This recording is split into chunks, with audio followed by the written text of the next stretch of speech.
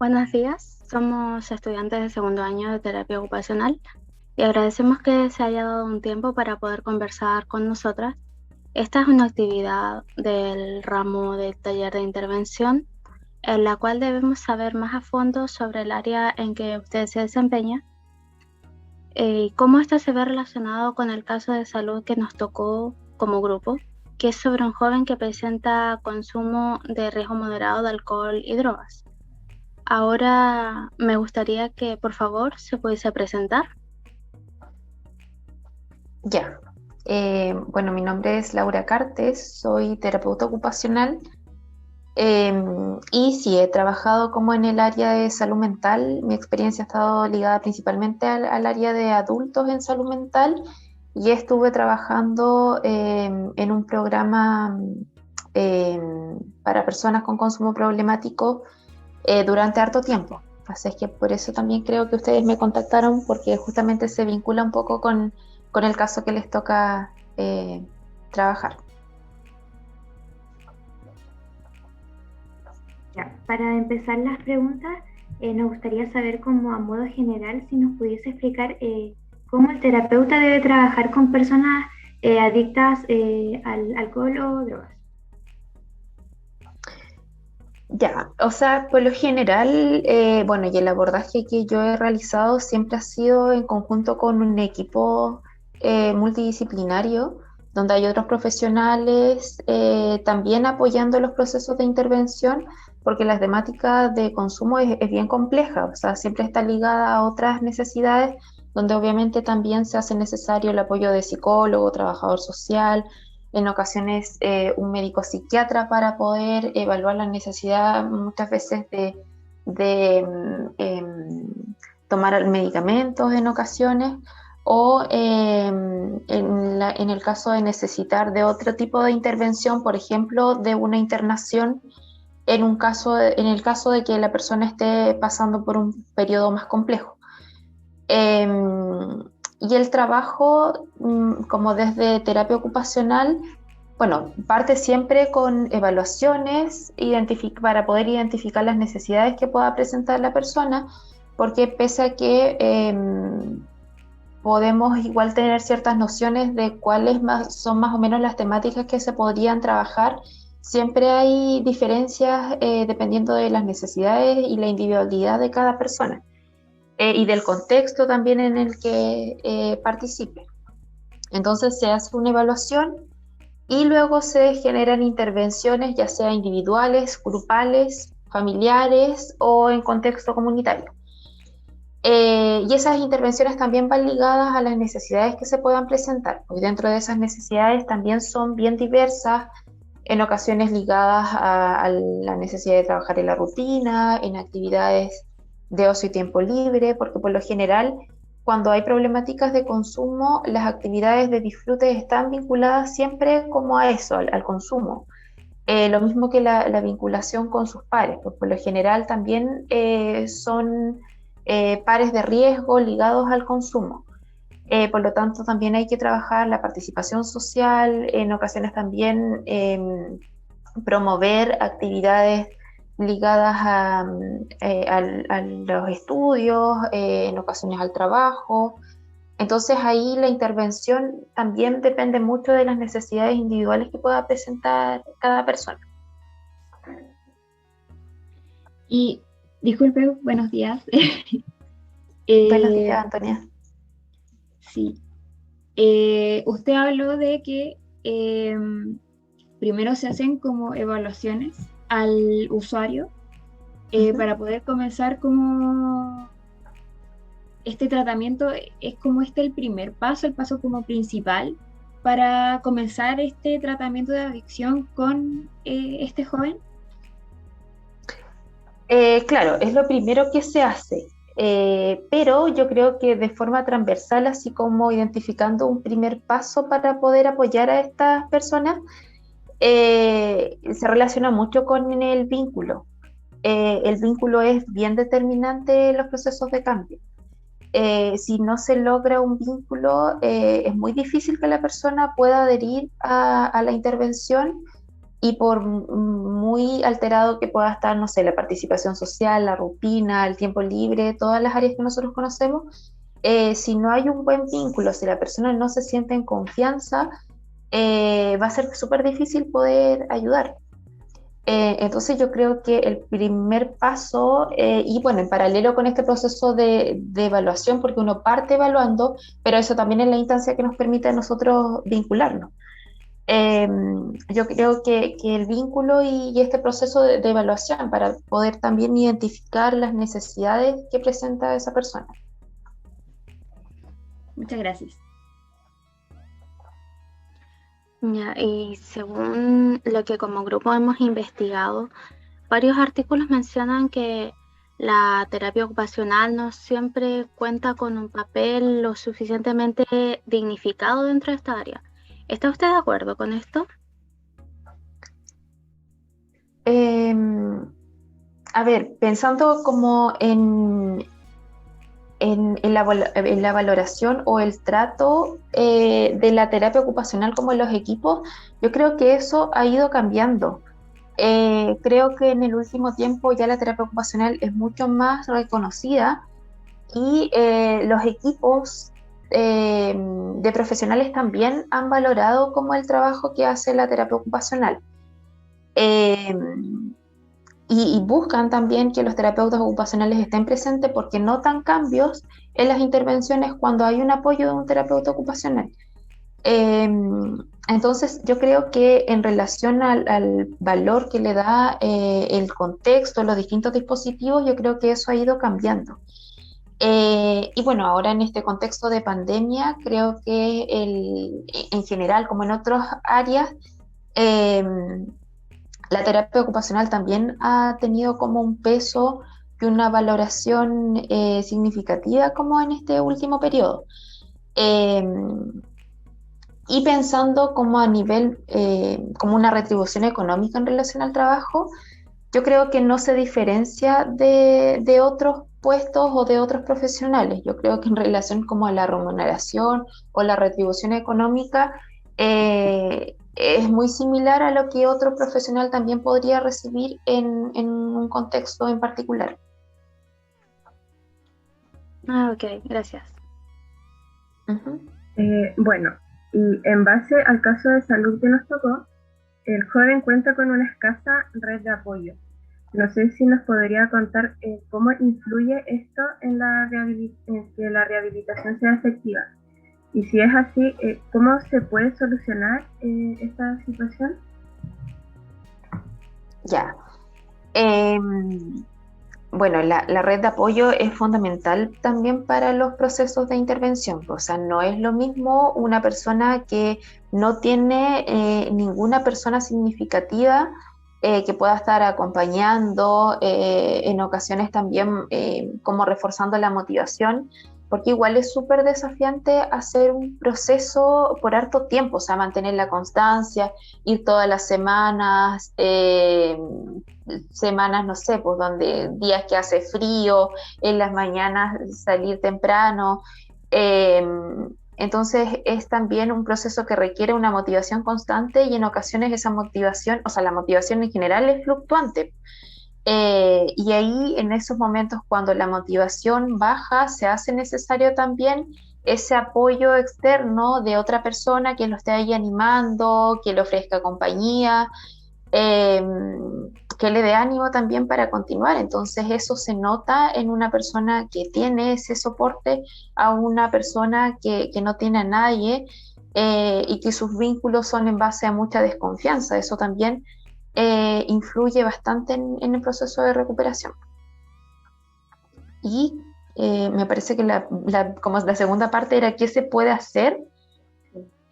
Bueno, lo primero es como partir identificando cuál es la red de apoyo, cuáles son las personas significativas para la persona, que no necesariamente es la familia. Muchas veces es personas no familiares que son también importantes en el proceso de intervención. Y ahí también es importante conversar con la persona y respetar si es que la persona quiere ser apoyada por una persona significativa o algún familiar.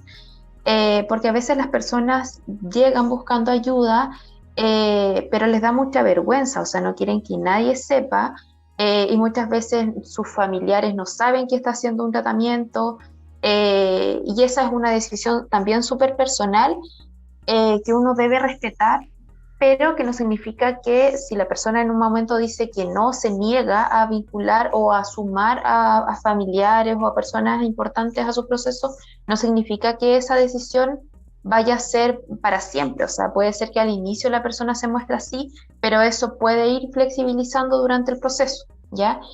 Entonces, cada vez que nosotros sumamos a una persona, también es importante que la persona autorice esa vinculación. Ahora, bueno, en el caso de adolescentes o de menores de edad, eso es distinto.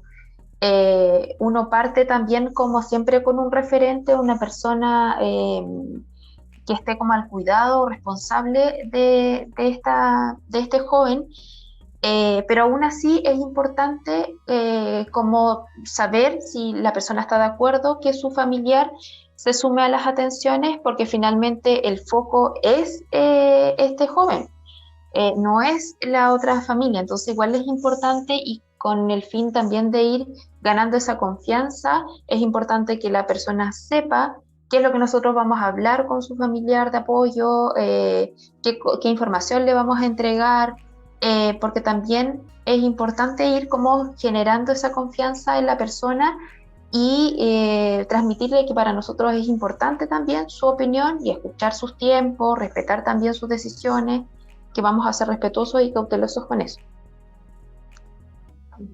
Muchas gracias. Ya. Y siguiendo con el caso del joven que nos tocó analizar, este cuenta con una escasa participación social y motivación para realizar las actividades de su interés. ¿Este es un factor importante al momento de intervenir? Sí, sí, o sea, es un elemento igual importante a considerar. Bueno, ahí hay como dos cosas, como la participación social y las actividades de interés. Las actividades de interés no necesariamente se pueden desarrollar con otras personas. Entonces, un camino inicial también es recurrir a los intereses y también partir como por las actividades que no necesariamente requieren de un otro para poder realizarlas. Y de a poco ir como generando esas instancias sociales, ¿ya? Porque a veces también en los programas se ofrecen intervenciones individuales y también intervenciones grupales, pero no siempre las personas están preparadas inicialmente para vincularse de forma grupal, pese a que nosotros durante el proceso de evaluación podemos identificar que sus habilidades, no sé, de comunicación e interacción están disminuidas, y por eso a lo mejor nosotros vamos a sentir que un taller le va a permitir entrenar o desarrollar esas habilidades, pero la persona no siempre va a estar preparada para partir con eso. Entonces uno puede partir con sesiones individuales y de a poco ir sumándolo a esas otras instancias sociales que le permitan también desarrollar esas habilidades, aprender, identificar o explorar otras actividades que no están como dentro de su repertorio o de su base de intereses. Entonces sí, pues es un recurso como importante a considerar en la intervención. Ya, gracias. El joven que analizamos se encuentra, incurrió en robos para poder obtener alcohol y drogas. Entonces lo que generó que el joven asista a la comunidad PLA, que es el programa de libertad asistida. ¿Cree que es un buen programa para la reinserción de un joven?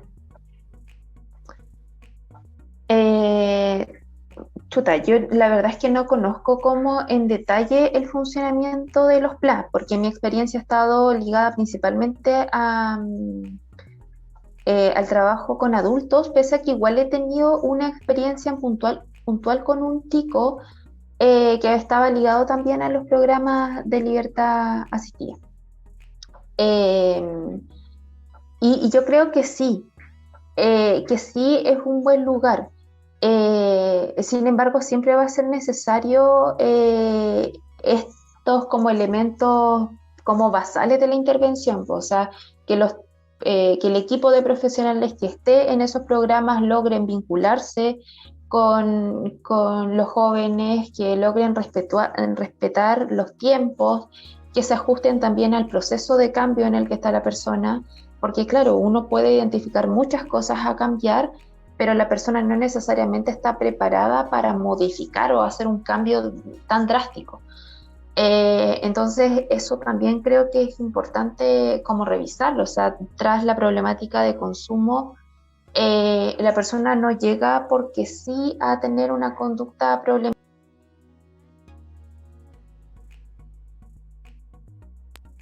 Perdón.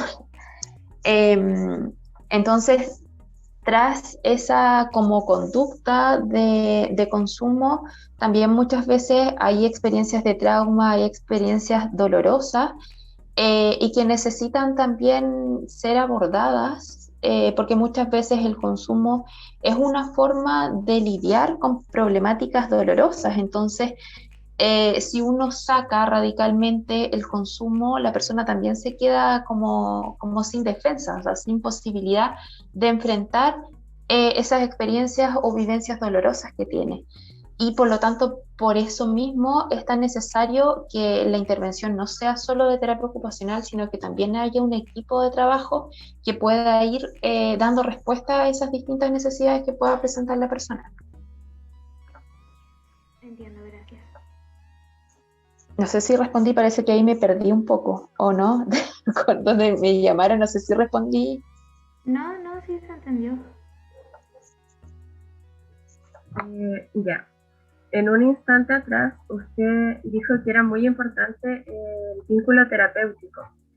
Y no sé si nos puede contar un poquito, en base a su experiencia, de qué manera ha logrado tener un vínculo terapéutico efectivo con jóvenes que presenten algún tipo de adicción. Ya, yo creo que en este contexto es súper importante escuchar a las personas y no enjuiciar.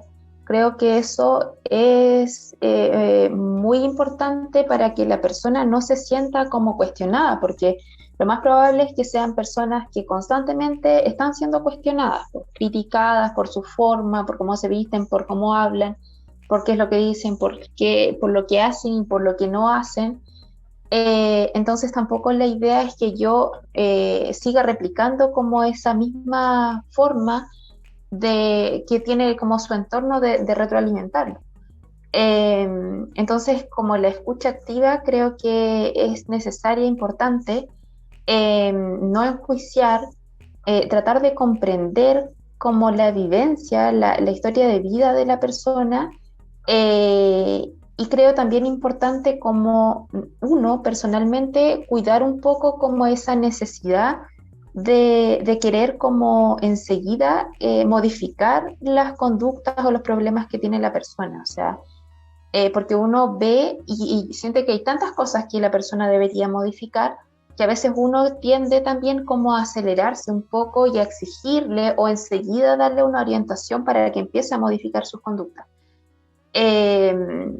Entonces creo que es importante comprender qué hay detrás de eso, cuál es la función que cumple el consumo, qué es lo que le pasa a la persona con el consumo, antes de empezar a modificar esa conducta.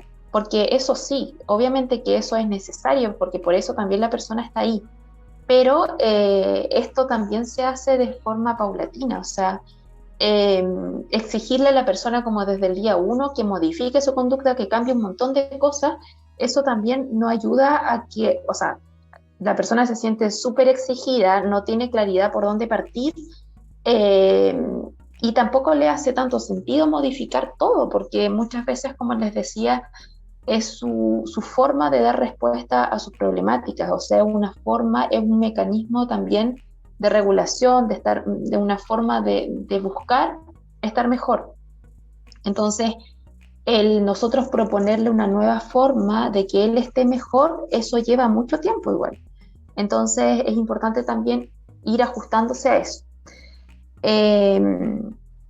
Por otro lado, creo que igual el recurrir o el reconocer las actividades que son significativas, el reconocer los recursos de la persona y no solo lo malo, y reforzarlo desde ahí, creo que eso también ayuda a que las personas se vayan sintiendo cómodas y eso también va ayudando a que podamos ir generando como esa vinculación. Eh, Creo que eso ayuda bastante en los procesos con las personas con consumo problemático. Ok, muchas gracias. Juan presenta una relación esporádica con sus padres, ya que ambos están separados y formaron nuevas familias.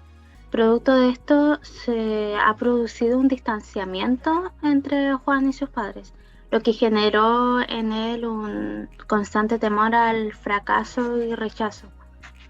Este puede ser un motivo crucial, de que haya comenzado a consumir drogas y alcohol. O sea, puede ser, pero no necesariamente es un determinante, o sea, y por eso es importante como profundizar un poco y tal vez esta respuesta no necesariamente la vaya a dar un terapeuta, sino que la respuesta la puede dar solo la persona, o sea, la persona puede responder si desde ahí empezó a tener esa conducta. A veces las personas no lo tienen tan claro, pero a la medida que uno lo va explorando, también uno puede ir identificando eso. Eh, sí puede ser un factor como importante, pero no necesariamente puede ser el único factor que ha influido como en la conducta de cambio. Y por otro lado, también es importante reconocer como cuál es la vinculación o sea, cuál es la relación que tiene la persona con sus familiares y si está dispuesto también a tener, a vincularse nuevamente con ellos, porque a veces tendemos a hacer eso, pues sabemos que no está, o sea, tiene una relación distante con sus padres y uno tiende a fomentar esa vinculación, pero a veces esa vinculación no es tan buena y a veces uno comete errores tratando de vincular a esas personas, siendo que han sido personas que pese a que son sus figuras, o sea, son sus padres, pueden ser personas que también le han hecho mucho daño. Entonces, no necesariamente el mejor y el único camino es vincularlos, sino que en ocasiones el tomar distancia también puede ser un camino.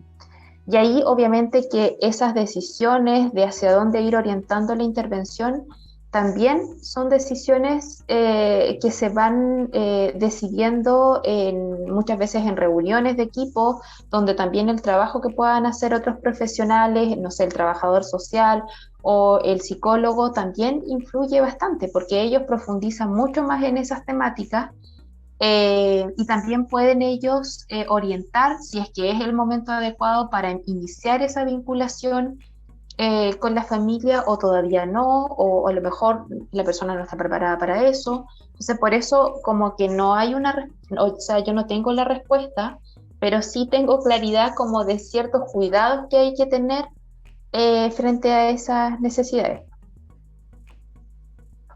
Ya, muchas gracias. Claro. Ya estamos en el tiempo ya, así que para ir cerrando, bueno, decir que me gustó mucho la entrevista y destaco esa parte en donde habló del vínculo afectivo. Creo que es muy importante generar ese vínculo y también crear un espacio de confianza. Es súper importante esa parte. Así que muchas gracias por la disposición y eso. Súper. Gracias a ustedes, chicas, también por las preguntas. Siento que también lo hicieron bastante bien, ahí se fueron complementando y fue muy grato porque fueron rescatando igual algunas ideas que fui yo como generando antes. Así que eso igual está bueno y se hace para mí como más dinámico también a la hora de no solo como pregunta y respuesta y como solo estar ahí como hablando yo. Así que súper bien, chicas. un gusto también apoyarlas en esta actividad, que entiendo que, ¿para qué asignatura me dijeron que era? Es un Taller de intervención, análisis. Ya, y están en segundo. Súper bien, chicas, me parecieron que súper bien para estar en segundo. Así Oh, que gracias. felicidades también. Gracias. Sí, porque en ocasiones cuesta como hacer o sumar otras preguntas o esa capacidad de tomar información y sobre eso volver a preguntar. Creo que eso lo logran súper bien. Así que felicidades, chicas, por la organización y las preguntas que fueron realizando. Gracias. Muchas Muchas gracias. gracias.